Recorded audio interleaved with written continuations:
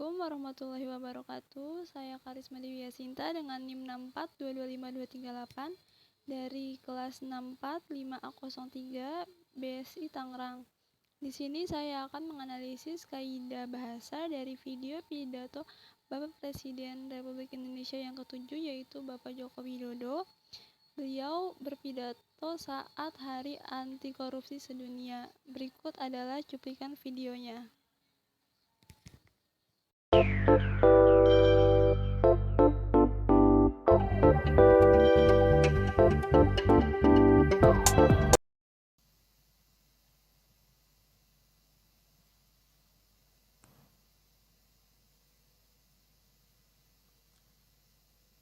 Bismillahirrahmanirrahim. Assalamualaikum warahmatullahi wabarakatuh.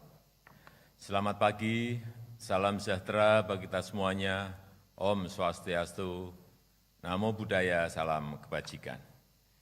Yang saya hormati Ketua MPR, DPR, MA, dan para pimpinan lembaga negara, yang saya hormati para Menko, para Menteri Kabinet Indonesia Maju,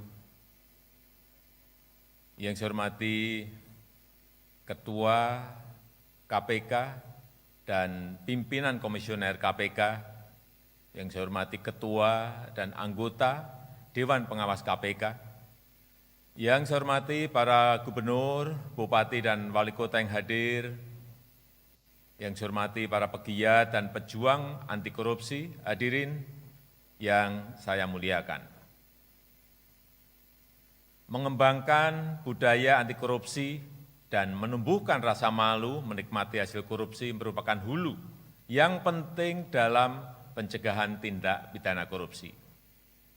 Pendidikan anti korupsi harus diperluas untuk melahirkan generasi masa depan yang anti korupsi.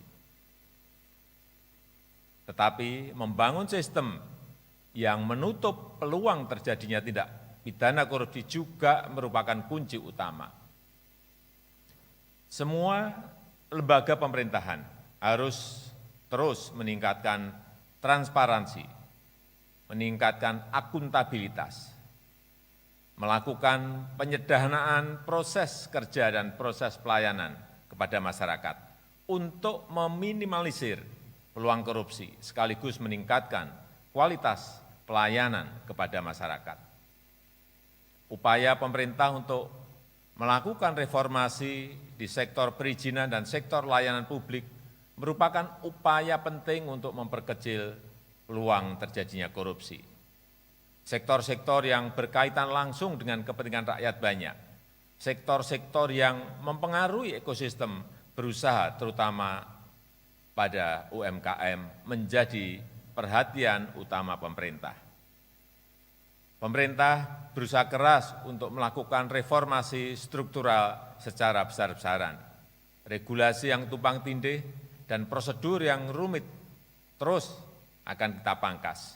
Mekanisme dan prosedur birokrasi yang rumit kita sederhanakan, yang kemudian didukung dengan penggunaan teknologi digital seperti e-budgeting, e-procurement, e-audit, dan aplikasi-aplikasi lainnya. Ketua KPK, Bapak Ibu yang saya hormati,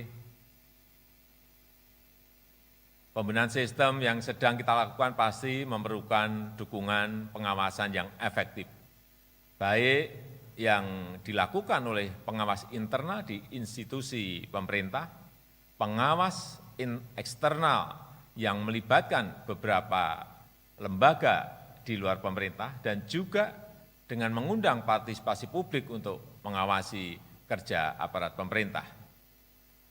Profesionalitas aparat penegak hukum mempunyai posisi yang sangat sentral dalam penindakan dan juga pencegahan. Namun, orientasi dan mindset dalam pengawasan dan penegakan hukum harus diarahkan untuk perbaikan tata kelola dan pencegahan korupsi. Kinerja penegakan bukan diukur dari seberapa banyak kasus yang ditemukan, tetapi pada bagaimana mencegah secara berkelanjutan agar tindak pidana korupsi itu tidak sampai terjadi lagi. Upaya pemberantasan korupsi membutuhkan kegigihan dan konsistensi yang luar biasa. Butuh orkestrasi kebersamaan yang luar biasa untuk mencegahnya. Butuh inovasi dan kerja sistematis untuk menutup peluang bagi terjadinya korupsi. Dan perlu tindakan yang adil dan konsisten untuk menindak para pelaku pidana korupsi. Saya berharap dengan langkah-langkah yang sistematis, yang sistemik dari hulu sampai hilir, kita bisa lebih efektif memberantas korupsi, lebih efektif memberantas kemiskinan dan mengurangi pengangguran, dan menjadikan Indonesia negara maju yang kita cita-citakan. Meskipun listrik di KPK padam, tapi pemberantasan korupsi tidak boleh padam. Saya tutup, terima kasih. Wassalamualaikum warahmatullahi wabarakatuh. Om Santi Santi, Santi Om, Namo Buddhaya.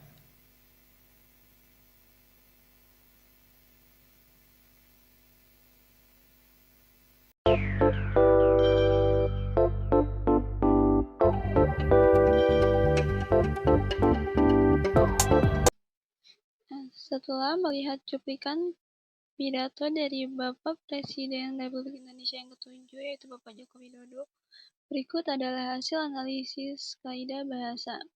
Yang pertama itu ada struktur dan tata kalimat. Nah, banyak kalimat yang telah memenuhi unsur kalimat efektif, yaitu jelas secara subjek predikat, hemat, logis, dan sistematis. Contohnya adalah pada kalimat pendidikan anti korupsi harus diperluas untuk melahirkan generasi masa depan yang anti korupsi. Nah, kalimat ini terdengar hemat, jelas, dan mengandung makna ajakan untuk memperluas pendidikan nilai-nilai anti korupsi.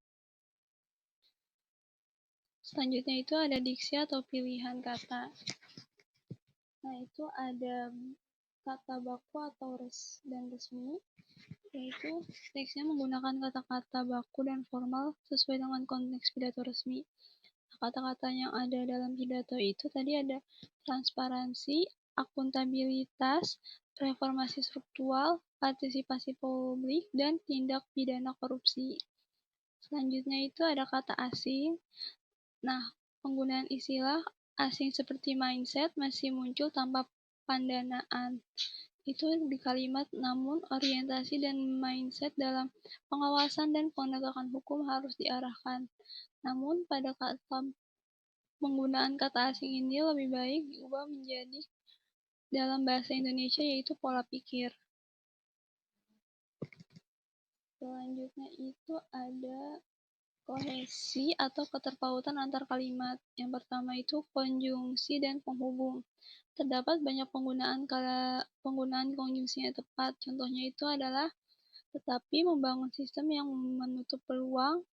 Lalu ada juga merupakan kunci utama. Lalu kalimat yang lainnya yaitu yang kemudian didukung dengan penggunaan teknologi digital. Selanjutnya adalah kohersi atau alur logis. Contohnya itu adalah semua lembaga pemerintahan harus terus meningkatkan transparansi untuk minimalisir peluang korupsi sekaligus meningkatkan kualitas pelayanan kepada masyarakat.